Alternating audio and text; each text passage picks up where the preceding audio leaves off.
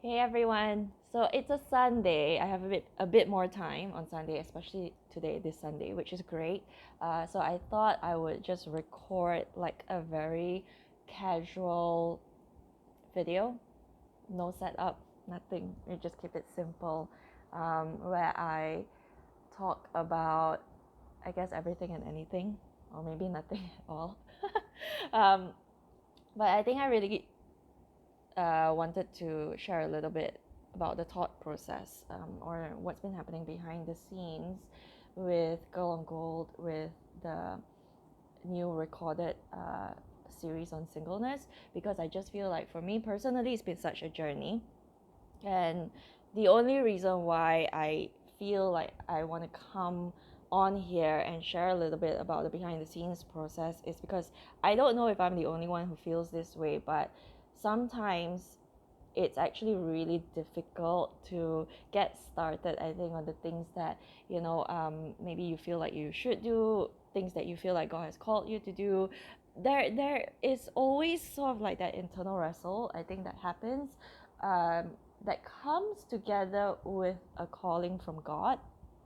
And not everyone's going to be called to speak so much about singleness, but you may be called to different things in your life, different areas in your life, different missions or different assignments that God has called you to in this season. And you're not exactly, it doesn't feel like it's a walk in the park for you. It doesn't feel like it's easy to step into it. um, and I just wanted to speak about that. I mean, if you're called to something and you feel like, hold on, if you're called to something and you feel like, man, this is great, I'm just excited, can't wait to get into it, can't wait to dive into this thing that God's called me to, then that's great. I think that's great. But I think today the people that I really want to speak to are those of you who feel like God has called you into something, but you're meeting with either a lot of resistance or a lot of reluctance or a lot of fear. And just the journey from um, getting from called to actually taking an action or taking a step into that calling has felt like a whole journey and a process on its own. And I think that's maybe what I want to speak into. I don't really have a plan as to what I want to say. I just know that I just feel like I should come in here and record something, share something, practice speaking to the camera maybe. But yeah, I think maybe that's where we're gonna go. So a little bit about the new recorded 9-part series on the topic of singleness. That's something that I just released the first episode this past week. So it's 9 parts. That means there are 9 videos that I have done so far, and I'm planning to release each video on a weekly basis. So every Thursday around 9 p.m. ish. Um, that's the plan. And then on top of that, so you would think that after recording 9 series on singleness I'd be done, but no. There's a little bit more. I do have content planned for a mini series, so it's going to be a 4-part mini series again on the topic of singleness, but this time really diving into a particular passage in the Bible, to see how God would use that passage to apply that to the things that we are going through as single women in particular, because this is a platform for women. So 9 weeks, and then on top of that, another 4 weeks. So that's going to be 13 weeks of content on singleness. If you're not single, if you're married and you're here, I'm really glad that you're here. And I just want to say that I have found that as I speak about singleness, it was really impossible for me to speak about singleness without also speaking about marriage. So actually in the series about singleness, I do talk a lot about marriage, and I was surprised myself by how much content I actually had about marriage. The whole viewing of marriage. How do we view marriage as single people? And I don't know. I would love to hear, if you're married, what some of your thoughts are about marriage as well after you hear some of my sharing. So that'd be interesting to hear. But yeah, 13 weeks. We're going on a journey. Mm, yeah, it's gonna be good. Let's see where it ends up. So a little bit about this whole process, right, of writing that series of articles last year, putting down all my experiences and thoughts from years of wrestling with singleness, and then getting into a place where I'm really, really thankful that I have this season as a single person. I'm really, really thankful that God has given me this time as a single person, getting from the wrestling into rest, the wrestling into peace. And then after that, having, you know, the Lord put in my heart to do something about all these lessons I've learned. So last year, writing that 9-part series in the form of articles, and then this year, recording it in the form of videos and as a podcast. That's really been a process. And I think one of the things that I want to talk about in general is this idea about calling and action. And I at one point in my life, or at many points in my life, up until this moment, it's always been something that I have been very excited about, being called by the Lord into something, wanting God to give me an assignment, to give me a mission in life. And I believe that all of us are called. You are created for a purpose. You're here, you're alive in this moment for a purpose, and there are very clear callings on each of our lives. And our callings, that's the amazing thing, that our callings are also unique one from the other, that the kind of things that God would call us into, that the kind of assignments that He would give to us would be so different one person to the other. And from a very young age, I've always had a sense of purpose, that sense that there is more to this life than what I can see.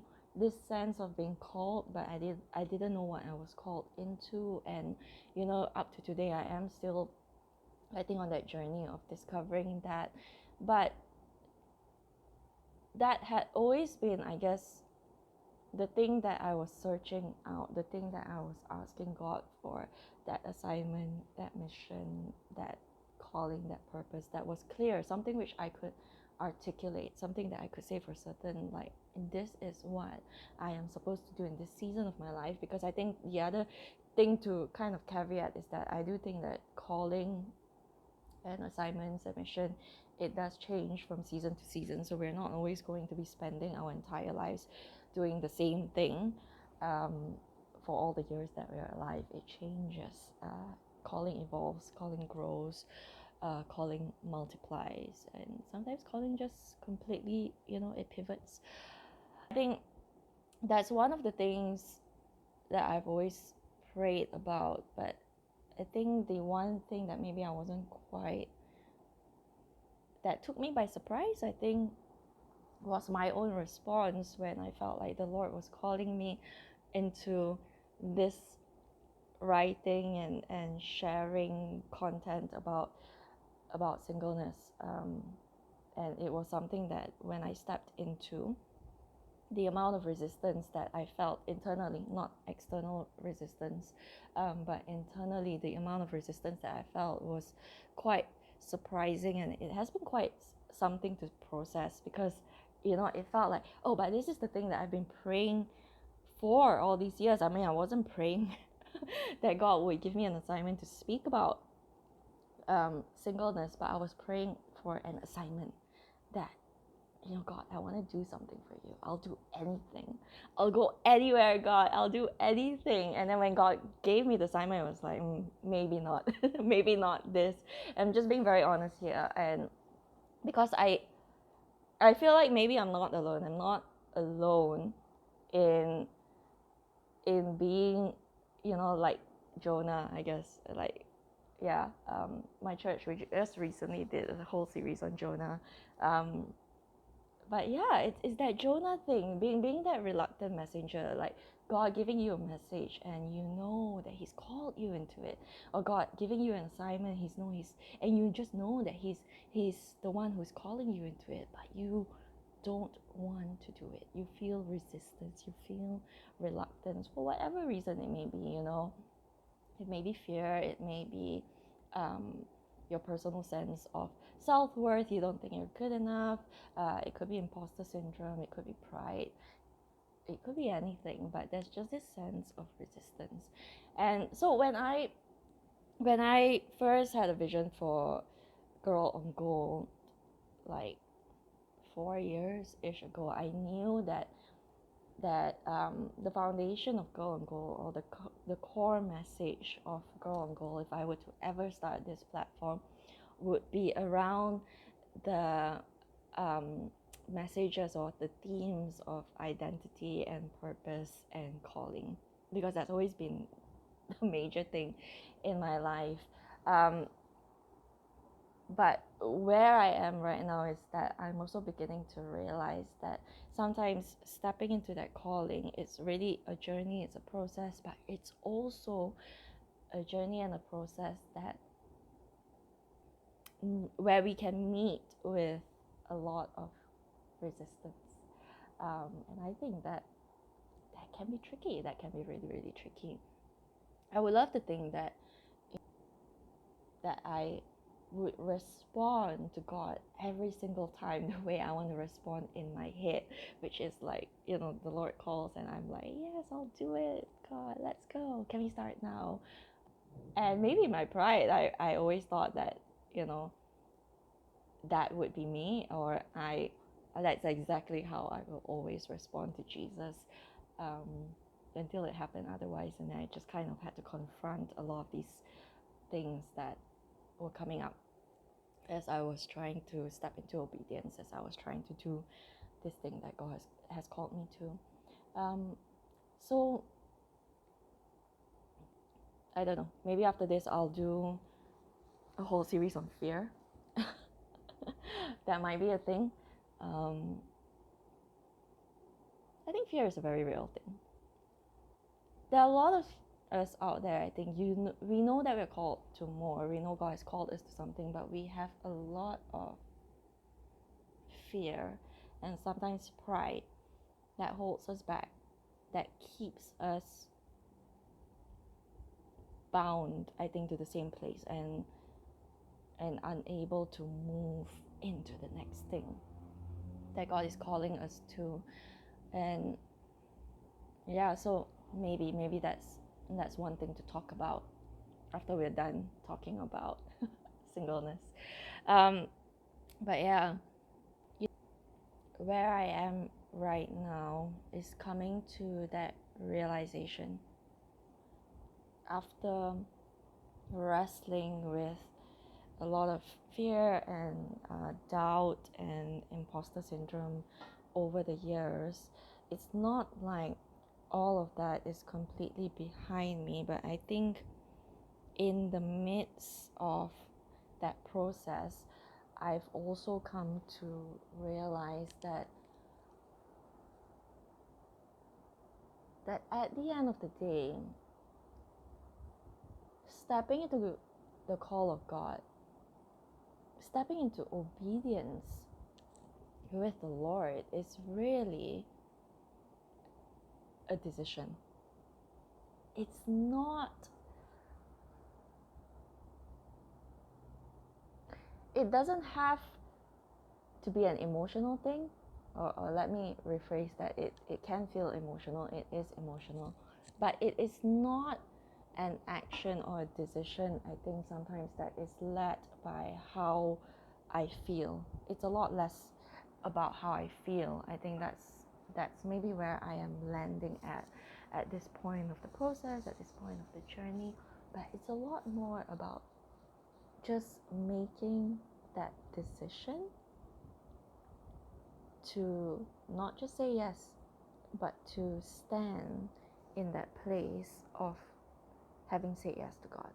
That means you're not kind of flipping or flopping around. It's not like, okay, God, yes, but then you're taking a step back. You're doing this back and forth thing with God. And I think for me that has been a very real thing, in oh my gosh, even in this journey of like deciding whether or not to publish and make public my experiences about, singleness, my experiences as a single woman in God's kingdom, because all of that was so precious. It is so precious to me, and I think to to make it public, to share it publicly was a really, really scary thing. And I would much rather have shared about something or talked about something that didn't feel so personal. Like, I think that's easier.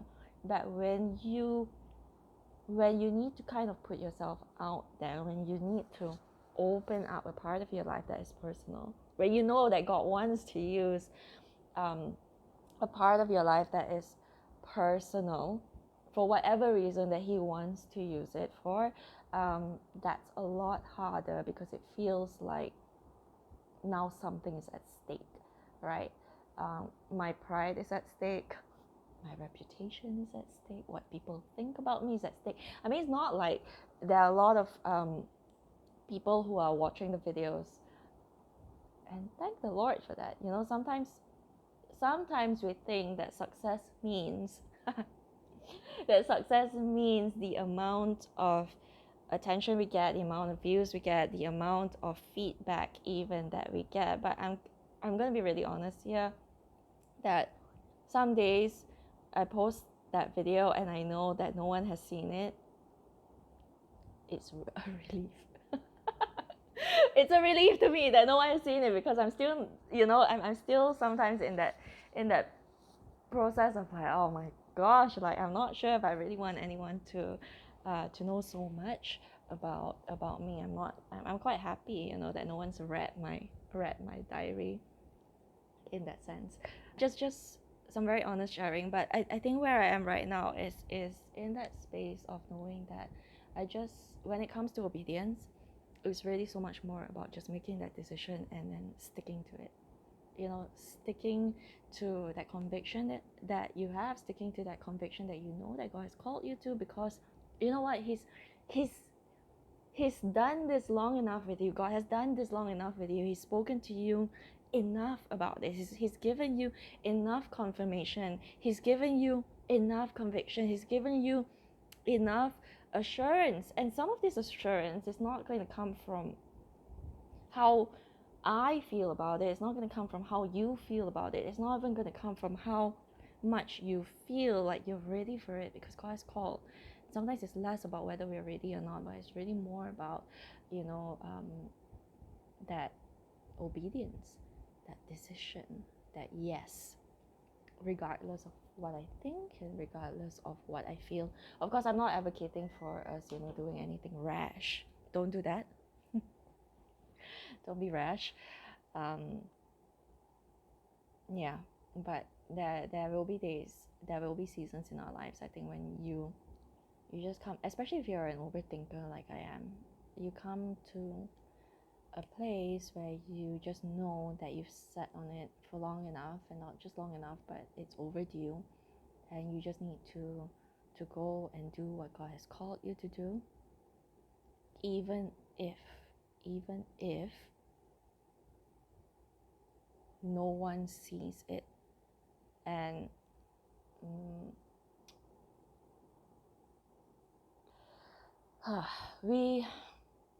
I'm gonna go talk about this whole thing about being on social media and our our behaviors sometimes, and I think the things that we expect from social media.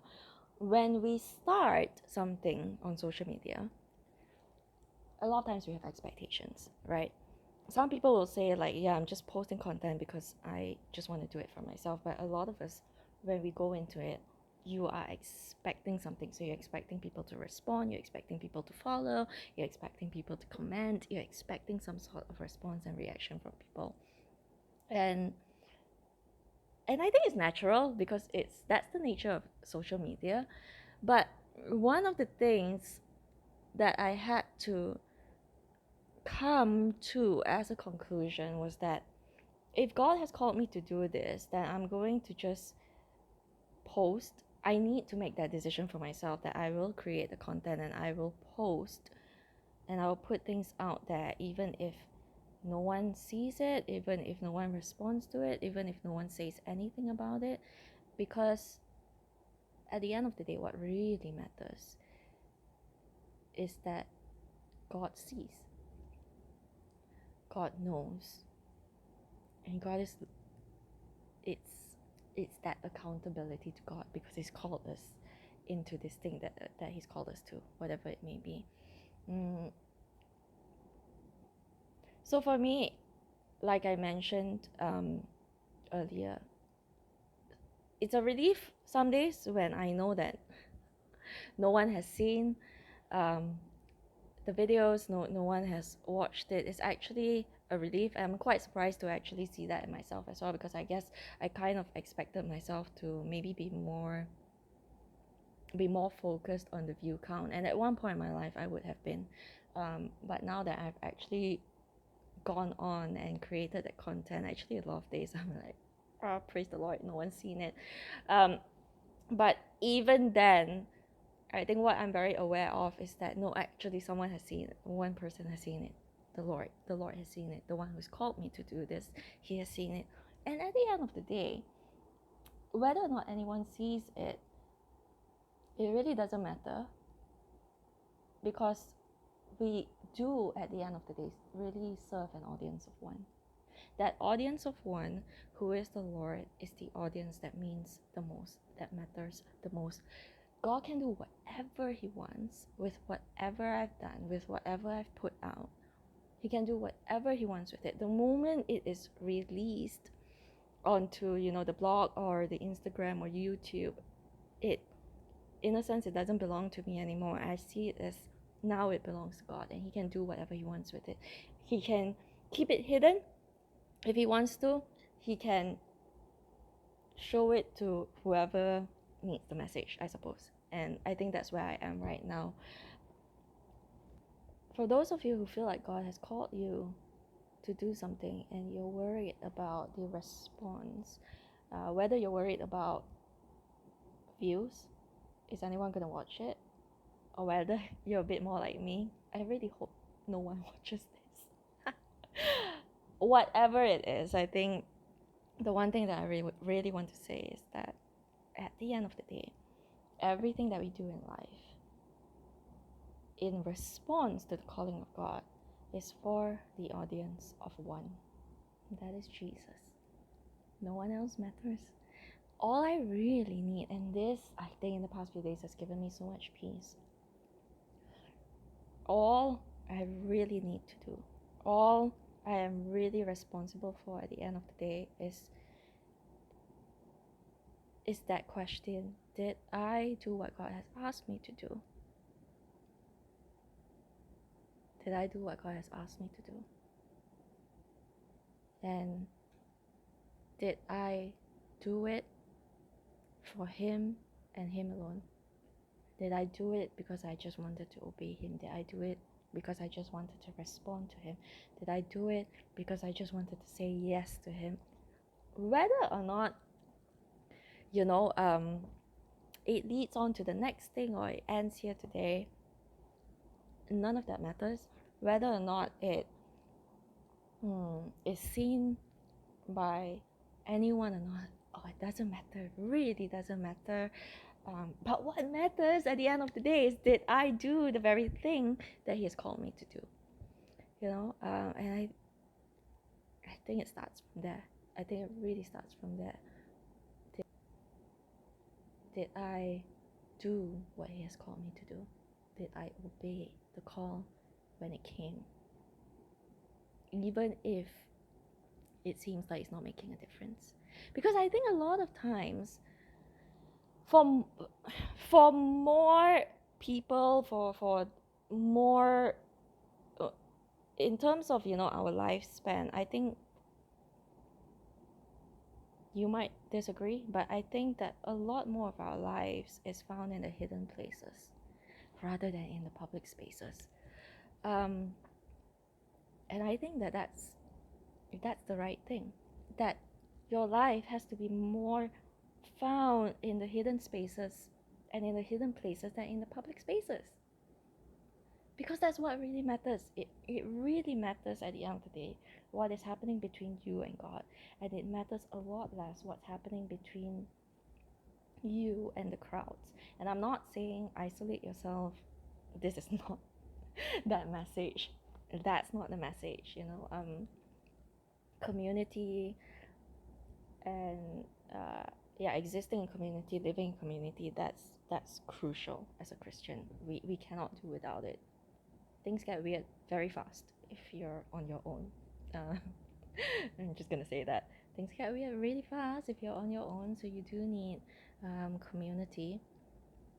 But I think this is more a message and a thought about the expectation that we have sometimes about the responses that we will get from the people around us, the kind of affirmation, you know, that we are looking for, the kind of confirmation that we are looking for from the people around us. And that's really been, you know, if I'm being very honest, that's really been something that has been quite, what's the word, important, I guess, in my journey. Some of these things are things that are very deeply rooted in, you know, childhood, things that you are taught as you're growing up, that it really matters what people are saying. It really matters what people think of you. It really matters how they're responding to you. What can I say? That the more I walk with Jesus, the more I am beginning to realize that it really doesn't matter. It really, really doesn't matter, especially not when it comes to the things that God has called you to sometimes, because God will call us in seasons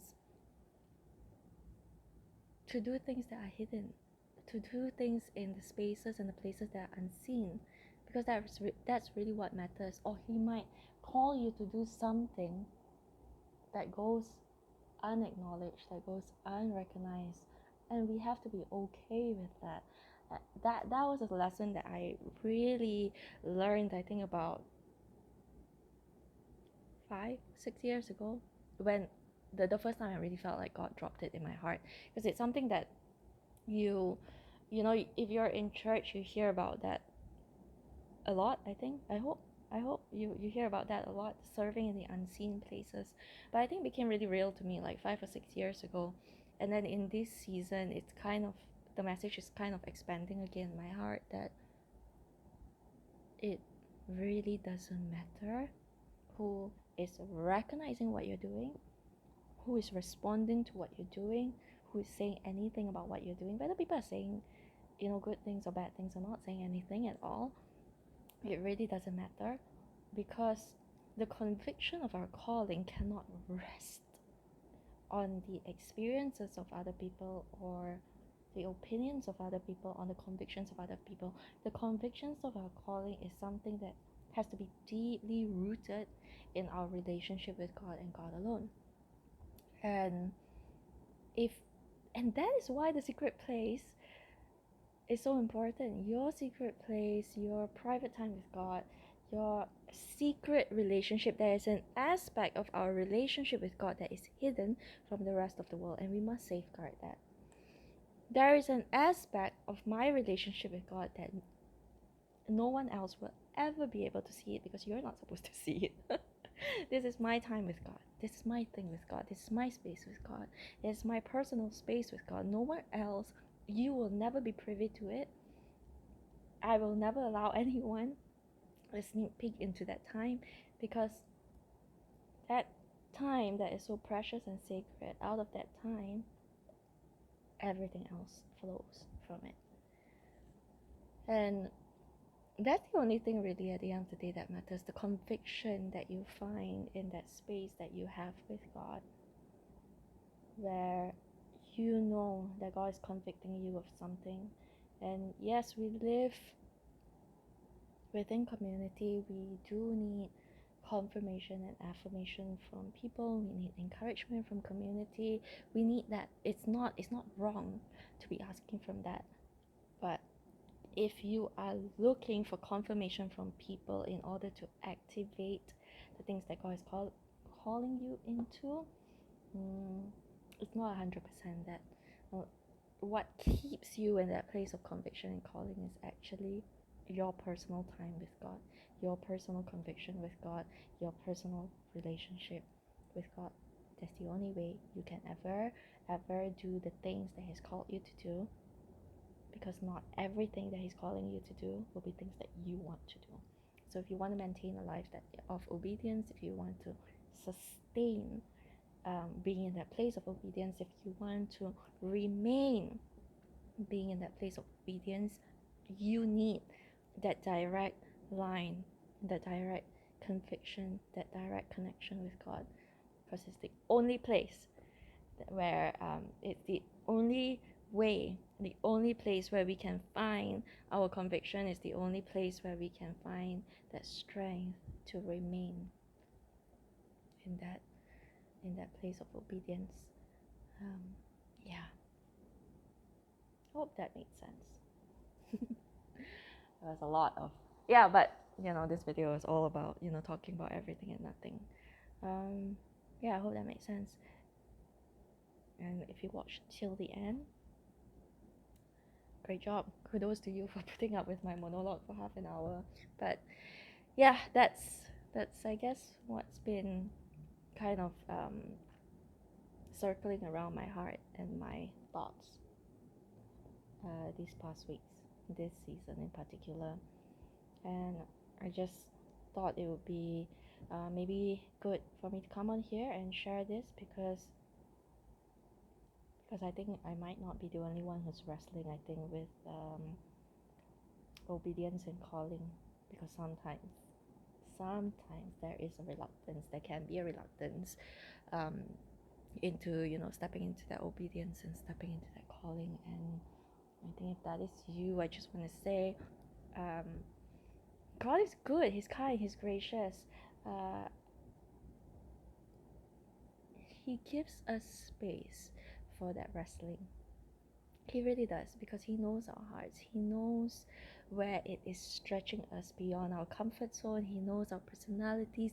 He knows our history. He knows the things that we wrestle with, the things that we find easy. He knows what would challenge us and confront us the most. And He gives us space to wrestle with Him. He's not unkind to cancel us, to strike us off if we find ourselves in that place of wrestling. But He is very gracious and He's very kind, and He wants to lead us into that space and that place where we can obey. He wants to lead us in that journey of growth, so that we can come into a place where we are in agreement with Him, where we are in obedience towards Him. And as long as you have a heart that wants to say yes to God, as long as you have a heart that wants to say yes no matter what it will cost you, even though you can't quite pay the cost yet, He will be faithful to get you to that place where you are able to pay the cost, to pay that price for the obedience that He's calling you into. Amen. Amen. Alright, guys. Happy Sunday. And I hope this has been helpful to all of you in some way. And I will see you again the next video, part 2 of that newly released audio and video version of that series on singleness will be released this coming Thursday, 9 p.m. ish. See you. Bye.